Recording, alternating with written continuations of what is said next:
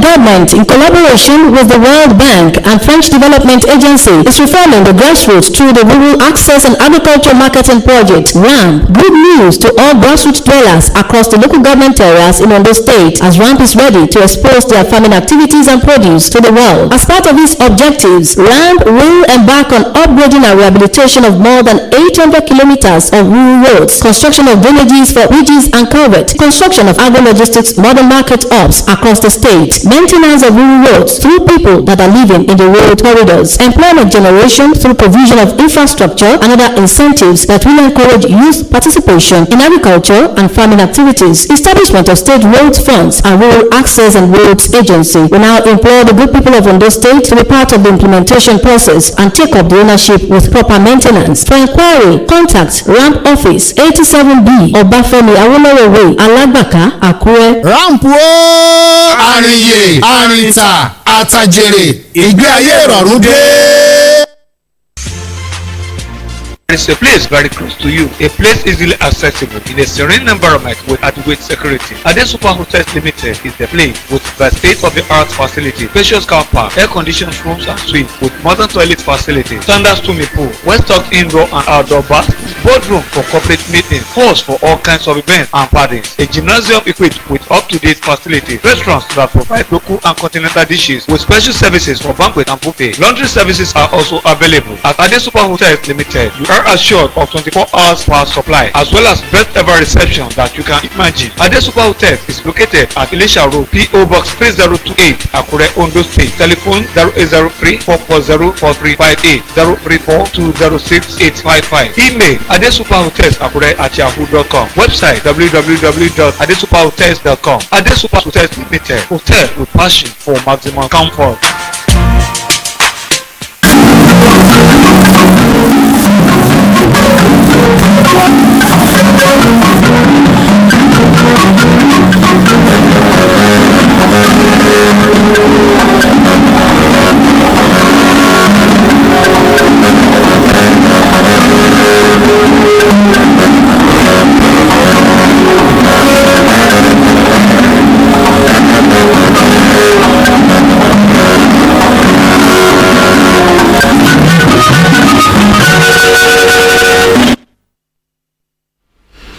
Good evening, and it's another edition of News Diary. On News Diary, we bring you fresh reports and some of the ones that made headlines in the course of the outgoing week. We will go on a short break. News Diary returns with the news of the day.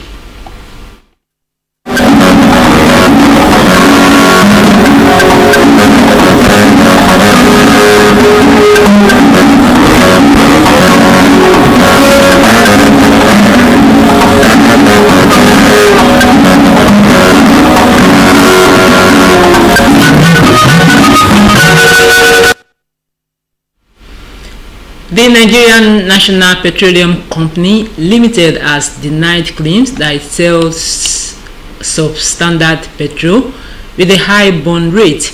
In a statement on Saturday by spokesperson Olufemi Shoneye, the NNPCL said it is reacting to a viral video claiming that its petrol does not last long in fuel tanks. The company emphasized that its fuel is carefully formulated with one of the best compositions, ensuring optimum efficiency, durability, and environmental sustainability for consumers. To provide and strengthen Nigerians' capacity to manufacture vaccines, medicines, and other health products, the European Union delegation to Nigeria and the Economic Community of West African States hosted members of the private sector in Lagos State, according to a statement released by the EU on Saturday.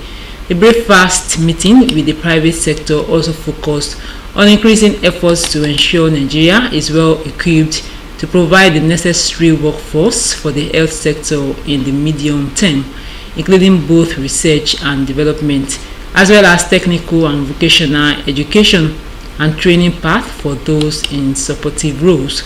Speaking during the meeting of the EU with the private sector, the head of Cooperation EU delegation to Nigeria and ECOWAS, Massimo De Luca, said the EU is forming sustainable partnerships to increase access to quality, safe, effective, and affordable health products. He explained that the EU's efforts are geared towards complementing government's efforts through direct grants, contribution agreements, and technical assistance to leverage efforts to address issues in the local manufacturing space. We'll go on a break. News Diary continues. Download the Glow Cafe app today. You see here, you get everything all in one. So if you love music, you love Glow Cafe with a music catalog of over 2 million tracks. And if live radio is your thing, say no more. Just hit play and enjoy on Glow Cafe.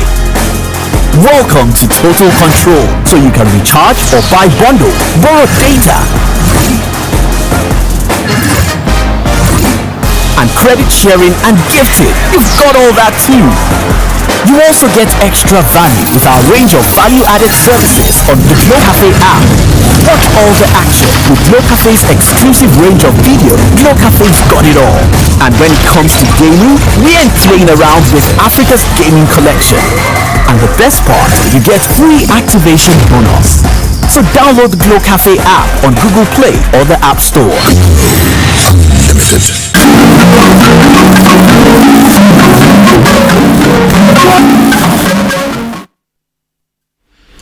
Thanks for staying tuned. Now to some of the reports that made headlines in the course of the week. Reports said during the week that Ondo State Governor Lucky Aiyedatiwa continued the gradual payment of outstanding gratuities owed retirees in the state with the approval of 2.5 billion naira for local government retirees and primary school teachers who exited the service in 2013. The governor reaffirmed his commitment in offsetting the backlog of gratuities to state, local government and primary school retirees. Prior to this, reports said the state government has paid a total of 3 billion naira in the first 3 editions of bulk payments of gratuity to retirees in the state. The state government is stated as being able to put a seamless process in place by setting funds aside for the purpose of defraying gradually gratuities owed on those state pensioners. The 6 governors from the Southwest region during the week agreed to establish food inflation joint monitoring team to check activities of middlemen, curb inflation, and ensure food adequacy in the region. This was part of a communique presented at the end of Southwest Governors Forum meeting in Lagos. Joy Ken Akpaboya reports.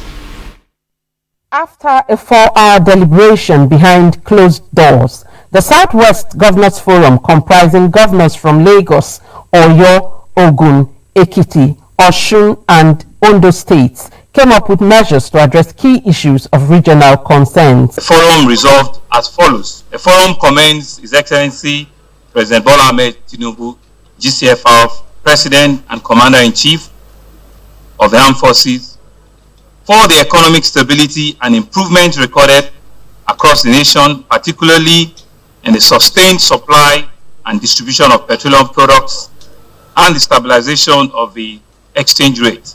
The forum urges citizens to continue supporting the President's effort at strengthening the economy and improve the overall well-being of all Nigerians.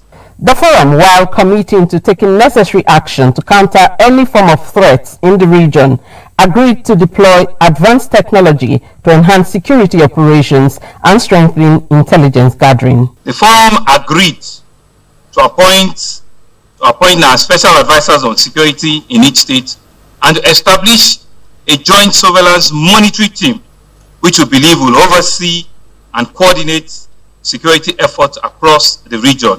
The Southwest governors also commended the federal government for the successful implementation of the student loan scheme and encouraged eligible students in the region to take full advantage of the initiative. In Lagos, Joy Ken Abapuya, NTA News. Residents of Akure during the week appealed to relevant government agencies to ensure prompt completion of the ongoing reconstruction and maintenance of some intra-city roads in Akure metropolis in due course. Paul Omukago has details.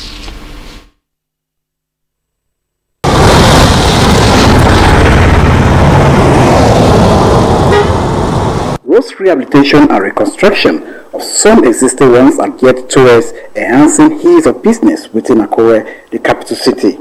The resolve by the Ondo State government in patching all potholes across different road networks necessitated marking and cutting of some field sections. However, with quite a number of affected roads already maintained, there are still some left unattended to, like the ones at Ondo Road, Iroro, and Alabaka axis of the city. Some of the roads, they will just cut the affected places and they will not cover it. If you enter through Okejebu, through Plaza area, it was cut and it was left open there. From that Arakale junction down to very close to Idori garage, they've patched those areas. The ongoing reconstruction and expansion of Oda and Ijoka roads also elicited reactions from residents. I've been in Oda like 7 years now, and they've been on this road since that 7 years. We've not seen any effective job. See, from year to year, they will just leave it for like 3 to 5 months. Look at how people are healing dust. So we used to pass it the Ijoka road. I beg government could do them for our person. Last 2 weeks now, they came now. They just do the demarcation. They don't do anything there. That's around that area. That's where they are. I'm facing a lot of challenges because the dust is too much, and the engineers that's on the road, so they have stopped doing work for long. Ondo State government, while reacting to the public appeal for completion of the ongoing road projects, reassured the people of its commitment to deliver in line with the proposed dates of completion. In the next few weeks, we may not see any potholes, single potholes within the Ondo State. Yeah, actually, we have a lot of projects in Ondo State. All projects are very important to our people, like Ijoka. The contractor has resumed to the site now. They are working on the median curbs. Other road, the contractor has resumed back now. He's working on base course. Very soon, I just want to plead to the residents of that area.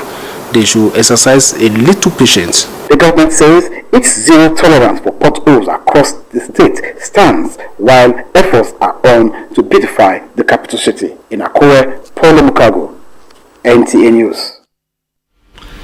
The Energy Commission of Nigeria during the week solicited collaboration in promoting energy efficiency for a brighter and more sustainable future.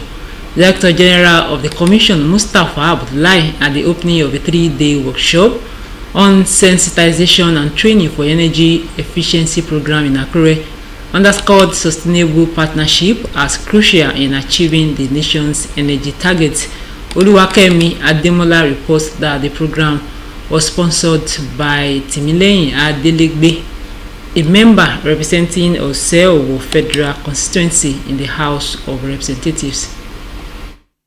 Energy is essential for economic development and industrial production.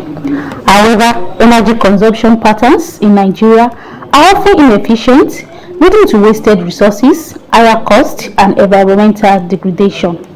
To address these challenges, the Energy Commission of Nigeria, in partnership with Pfizer Engineering and Solutions Limited, is training 20 participants on energy efficiency.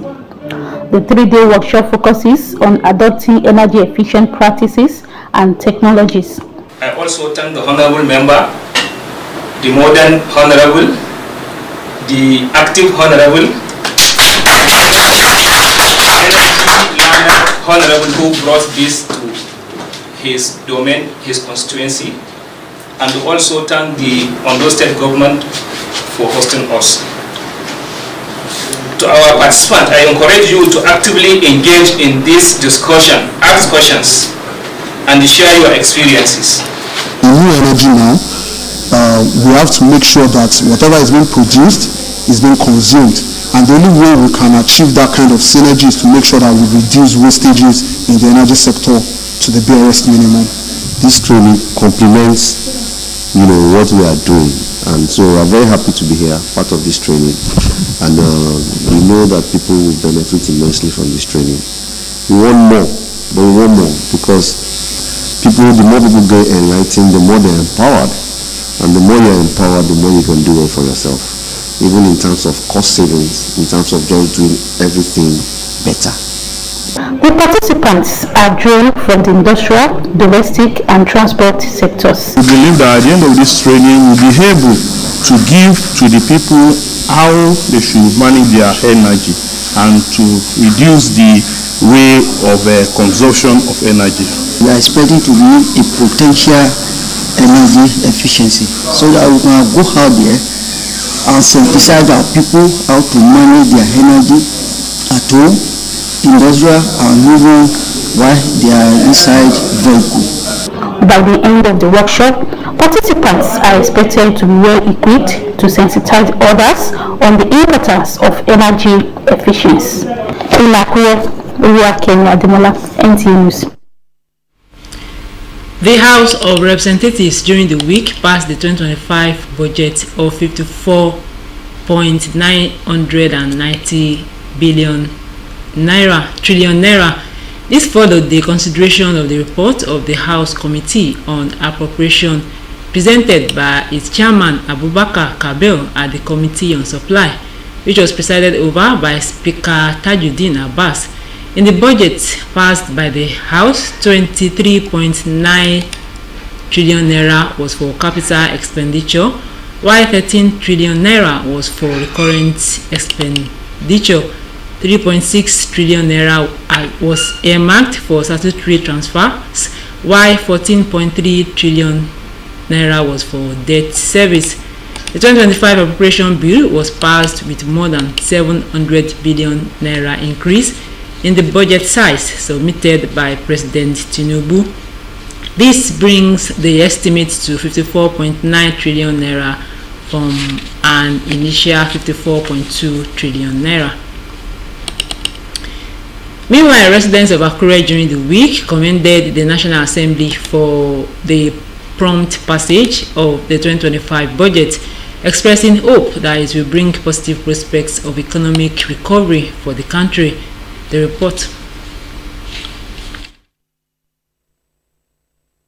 The National Assembly recently passed the 54.9 trillion naira budget for the 2025 financial year, increasing the initial proposal by 700 billion naira from 54.2 trillion naira.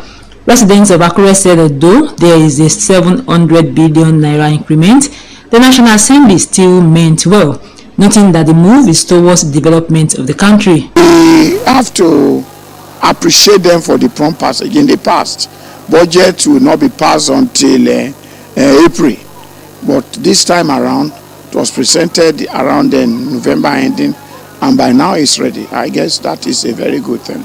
I give it a kudos, and I also welcome that very development.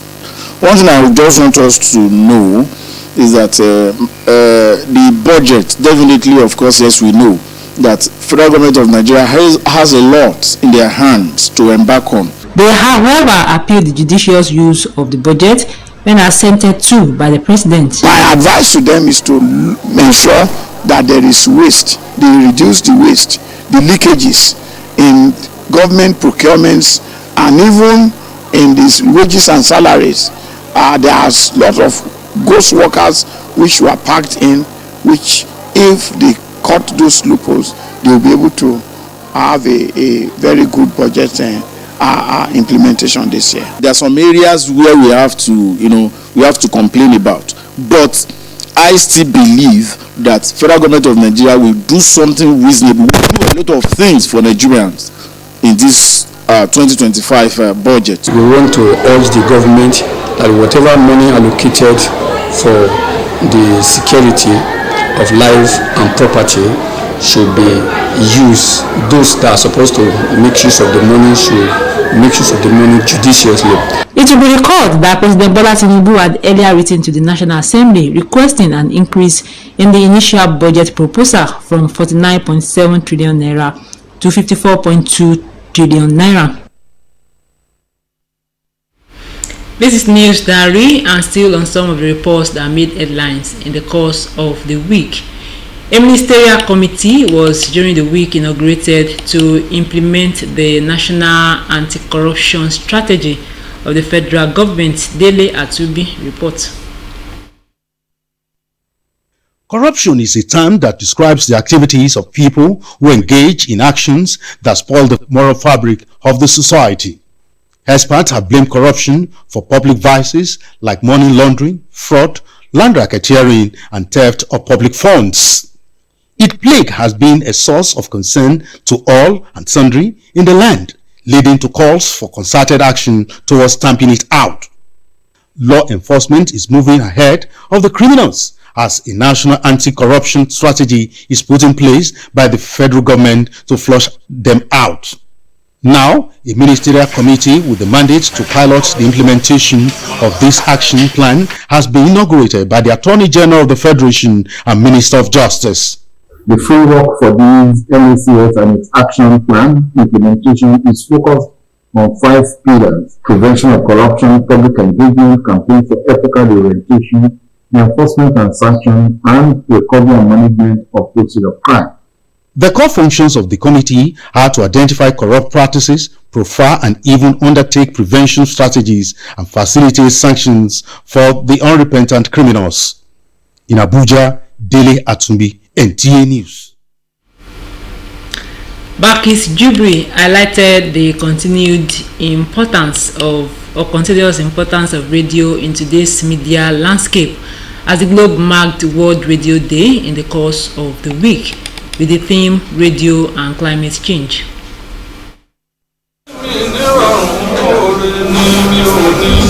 The World Radio Day, celebrated on February 13 each year, was established by UNESCO in 2011 to highlight the enduring impact of radio as a medium of communication, education, and social change.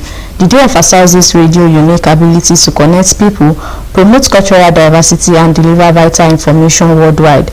This date was chosen to commemorate the founding of United Nations Radio in 1946, marking the beginning of radio's role in global communication. Since its inception, radio has played an instrumental role in shaping societies, delivering news, educational content, and entertainment. Radio continues to play a crucial role in connecting people globally, especially in remote areas with limited access to other media. Radio is very important to the society because it's one of the mediums that you can carry to anywhere. The importance of radio is that it is accessible, easily accessible, in the sense that on virtually every mobile phone today we have radio. Even to an average farmer in the farm, you are working your farm, you hang your radio and your cocoa tree, you'll be working. It shows everybody needs information.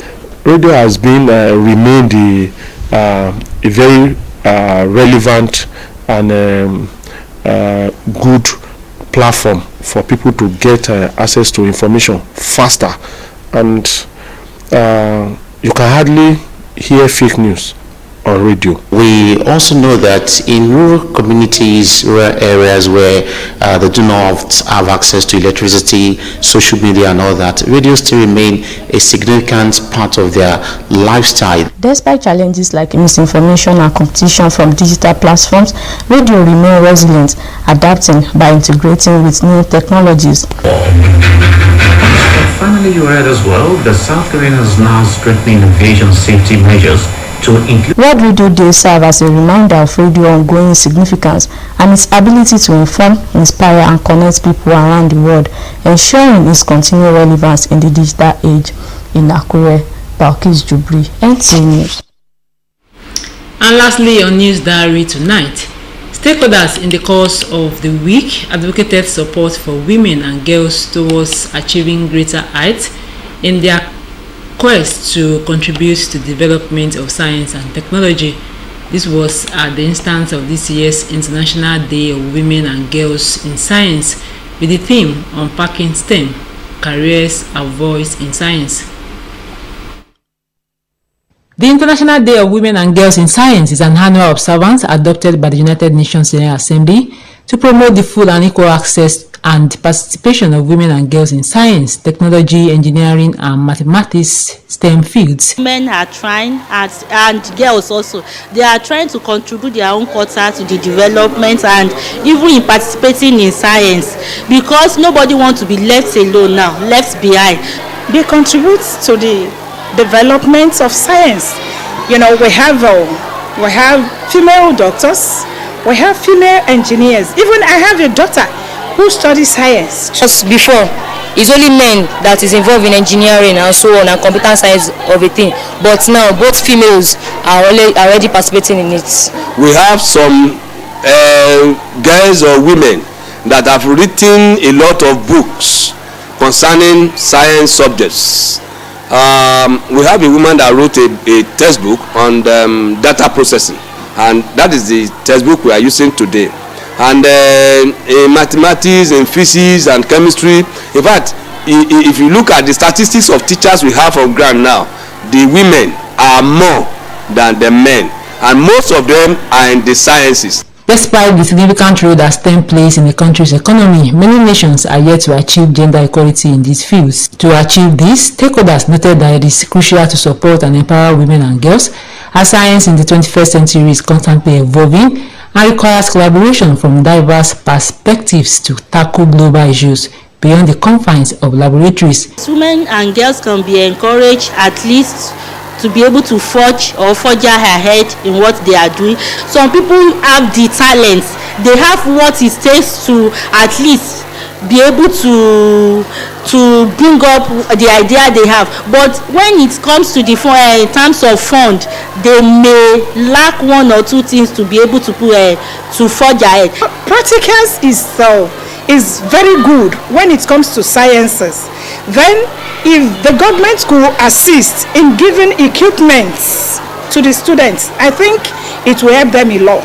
And again, the government should also provide some science books and employ more teachers. The government has some level of impact to put in place, at least giving training and retraining to the science teachers, especially the women, and probably to encourage them and give them some kind of incentives. This year marks the 10th International Day of Women and Girls in Science in Nta Akure. And that's News Diary tonight. We thank you for watching. Good evening. Hotels abound everywhere, but when you're looking for a cozy, comfortable,